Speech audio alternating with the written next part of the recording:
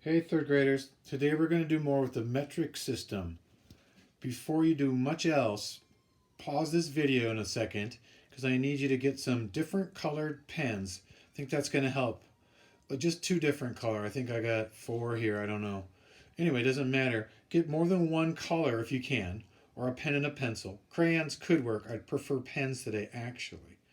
And then I need to get something that has a straight edge, so you're going to draw lines. I'm just going to use the notebook here. It's hard cardboard. It'll help me keep my lines straight. Ruler would be perfect, but something that has a flat, straight edge that you can draw lines with. Get your supplies together and meet me back here when you're done. Okay, if you're using a notebook like I am, go to the middle hole. There's three of them, the second one, and count over one, two lines to the left. Draw a line all the way to the top. There's my first line, middle hole, go two to the right. And that's my big section I want right in the middle. It's going to be great if you follow this step by step, because once we construct this box, it'll be a lot better if yours looks just like mine as best it can. So start with the middle hole in the notebook or in the middle of the paper if you're using a different kind of paper. And then you make a tower going up, a little space. I'm using green lines here. And again, if you can color code, all the better. Okay, now I'm going to count over 1, 2, 3, 4 lines and draw another line up with a different color. It'll make sense when I'm done. I'm going to do 4 lines, 4 lines, 4 lines, and then over here I'm going to go 4 lines, 4 lines, 4 lines. I'll show you how it looks in a minute here. But I'm going to draw a line up from number 4 to the top. That's a parallel line with the green line. And I'm going to use my straight edge, which is just the cover of my construction book, my composition book, excuse me. Okay, there's another line. See what I'm talking about? Different color going up. Now I'm going to move over to the next number 4 and draw a line up there. I'm going to use a different color, maybe green, because green is different than magenta, maroon, or maybe I have another color which I will use. Either way, you want to keep your spacing about right. It's not perfect, doesn't have to be exactly right, but try to keep it similar looking. Okay, here comes my next line. Okie dokie, you can see now I've added a black line going up that way. Now I'm going to do the same thing, but go this direction. 4, 4, 4, and up. Okay, I'm going to just show you all those lines at once. But the same thing I'm going to be doing is counting over 1, 2, 3, 4 spaces, draw my line. Just to make them close to the same size, okay? Okay, remember that was my green was my first. Then I went to the right to make equal, pretty close to equal boxes or towers or whatever categories, rectangles, I guess. And then, so that's all to the right. And I want the same amount on the other side. So 3 on this side, and I want 3 on that side. Okay, so there you can see 1, 2, 3 middle, or also 1, 2, 3 middle. Try to make it look like that. When it looks like that, you'll be ready for the next thing.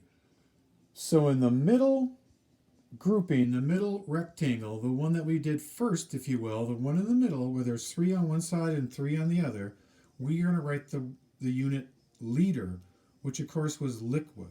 How to measure metric liquid, or liquid in metric units, I should say. So put your liter there, and then I'm going to go and label these other squares on top, these headings, with the words that you will copy into your paper. I'll be right back with that. Once you got the unit with liter in it, then we're going to go add the prefixes deci right next door, DECI, centi, milli, and then back here, this way, deca. Now notice deca and deci, they're fairly similar, but one's deci, one's deca. Hecto, which I kind of had a little trouble writing, so I wrote it twice, and then kilo. So those are the prefixes for the unit. Our unit was liter. Our unit could have been meter, or it could have been grams, because basically what we're going to try to do today is how many centiliters are in 5 liters, etc., etc. What I really need to make sure before you go any farther, though, is your chart looks a lot like mine, okay? Meaning it's got 7 rungs and it starts in the middle with unit, liter, deci to the right, centi 2 to the right, milli 3 steps to the right, and then it goes the other way too. 1 step to the left, 2 steps to the left, 3 steps in the left. Please do that and make sure it looks just so before we go.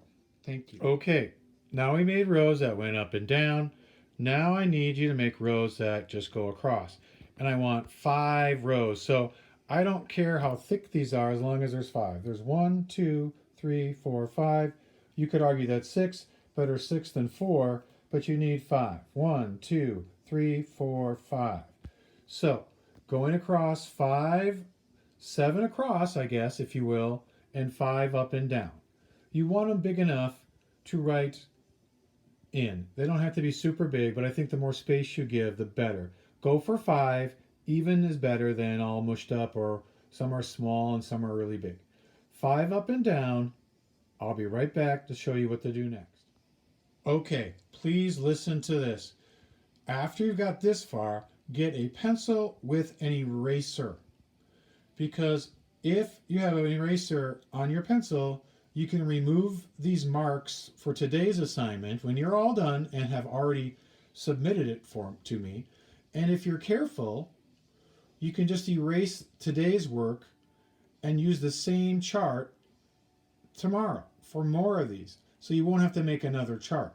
If you have to make another chart, well, now you know how. But if I were you, I'd be really thinking about getting a pencil that has an eraser and then just following along with what we're going to do. I'm going to show you what to do next.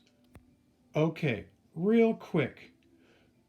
The biggest unit on here, the biggest thing you could measure in is a kilo. Hecto would be second biggest. Deca, third biggest. I guess liter in this case would be. Then deci is smaller. Centi gets smaller yet. And milli is the smallest measurement unit. Okay? So, imagine you have a liter of water. Okay? It's about a quart. About 3 or 4 glasses maybe. If you have 1 liter of water, how many deciliters do you have? How many centiliters do you have? How many milliliters do you have? And if you have 1 liter of water, how many decaliters do you have? Or hectoliters? Or kiloliters? How many do you have if you have 1 liter? Well, let me show you what to do. Look for the pattern and then use your math instincts to follow the pattern. Once you see the pattern, you're going to be great. Okay, the amount of water I'm going to have is going to be the same, but the difference is going to be in how I'm measuring it. Deciliters would be like smaller cups. If all these were cups, if I had a cup that was a liter, I'd only need 1 cup. If I had deciliter cups, the size was deciliter, I would need 10 cups. Be the same amount, I would just have more of the smaller cups and less of the bigger cups. Think of it like that.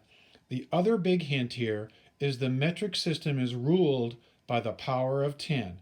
I think you'll see what I mean. This is how you fill out your chart. I have 1 liter, 10 deciliters.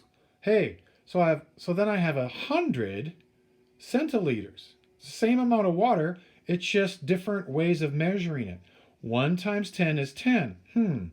Hey, guess what? 10 times 10 is 100. Oh. I wonder if milliliters is 10 times 100. It is. 10 times that. Okie doke. There's my side of the chart from the middle to the right. Notice I have 1,000 milliliters in a liter. That's 1,000 little cups full of water equals 1 liter. Now, when I go the other way, these numbers are going to get smaller because a deciliter size cup is bigger than the liter, so it's not going to be near full. Let me show you mathematically what happens when we go from right to left. Okay, going this way, we multiply by 10. And think of it the other way. Going by this way, we divide by 10. What's 1,000 divided by 10? Oh, it's 100.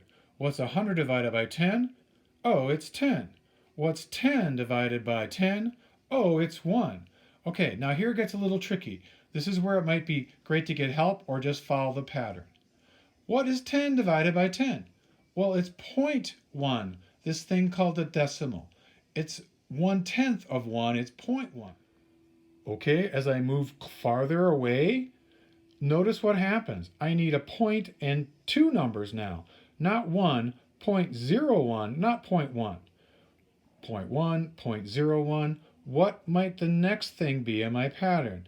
I need another place, 0.001. Pretty similar to this.